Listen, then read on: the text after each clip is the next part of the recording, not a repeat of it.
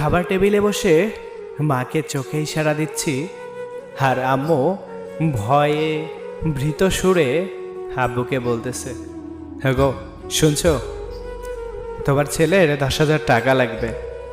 বাবা প্রশ্ন করলো, কেন, ও টাকা দিয়ে কি করবে? তখন আম্মু বলল, বন্ধুরা সবাই কক্সবাজার ঘুরতে যাবে, 3 দিনের জন্য ঘুরতে যাবে, এর জন্য 10,000 টাকা লাগবে। বাবা কোনো উত্তর না দিয়ে বলল, আমি তো ব্যবসার জন্য বাইরে যাব, 2 দিন তোমার ছেলেকে বলো আমার ব্যবসাটা একটু দেখাশোনা করতে, আমি সেখান থেকে এসেই তাকে 10,000 টাকা দিব। ছেলেটা এই কথা শুনে খুশি হয়ে গেল, মনে মনে ভাবলো, আব্বু এত তাড়াতাড়ি কি রাজি হয়ে গেল। খাওয়া দাওয়া সেরে টেবিল থেকে উঠে পরের দিন সকালে দোকানে গেল। বাবার ছোট্ট একটা ব্যবসার দোকান ছিল, তখন দেখাশোনা করতেছি। হঠাৎ একটা কাস্টমার এলো, অনেকগুলো জামা কাপড় দেখলো, দেখে কোনোটাই যেন তার পছন্দ হচ্ছে না। তারপর একটা পছন্দ হলো, বলল এটার দাম কত? দোকানে একজন কর্মচারী ছিল, সে বলল, সাহেব এটা 3,000 টাকা। তখন কাস্টমার বলল, 500 টাকায় দিবেন?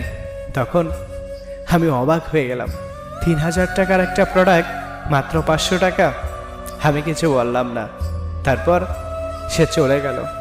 পরে আরও একটা কাস্টমার এলো, দুজন মনে হচ্ছে গার্লফ্রেন্ড বয়ফ্রেন্ড হবে। তো এসে অনেক জামা কাপড় দেখে হঠাৎ করে মেয়েটি বলতেছে, কেমন দোকানে এনেছো, ভালো কোনো জামা কাপড় নেই, আরও দামি কোনো জায়গায় যাইতে হবে। আমি নিস্তব্ধ হয়ে গেলাম, বলে চলে গেল। কিছুক্ষণ পর আরেকজন কাস্টমার এলো, হেসে বলল, অনেকগুলা জামা দেখার পর বলল, আচ্ছা এটা প্রাইস কত? বলল 2500। তখন সে বলল, এগুলা তো 700-800 টাকা হলেই পাওয়া যায়। তখন আমি আর নিজেকে আটকে রাখতে পারলাম না, বললাম, আপনি সেখান থেকে নিন। কর্মচারী বলল, সাহেব কাস্টমাররা বলবেই, তাদের সাথে এমন ব্যবহার আমাদের সাজে না। আমি অনেকটা রাগান্বিত হয়ে বললাম, তুমি চুপ করো। হঠাৎ খেতে বসেছি, আরেকজন কাস্টমার এলো, তাড়াহুড়া করে খেয়ে হাত ধুয়ে সামনে চলে আসলাম। দোকানে আমি সব কাপড় একটা একটা করে দেখাচ্ছি, এটাতে খুঁত ধরছে, হঠাৎ ভুল ধরছে, আরও কত কিছু। শেষমেশ একটা কাপড় নিল মাত্র 500 টাকা দরে। ভাবতে থাকলাম, তাহলে আমার আব্বু এতটাই পরিশ্রম করে আর এত কষ্ট করেই উপার্জন করে। তখন নিস্তব্ধ হয়ে বাসায় ফিরে গেলাম।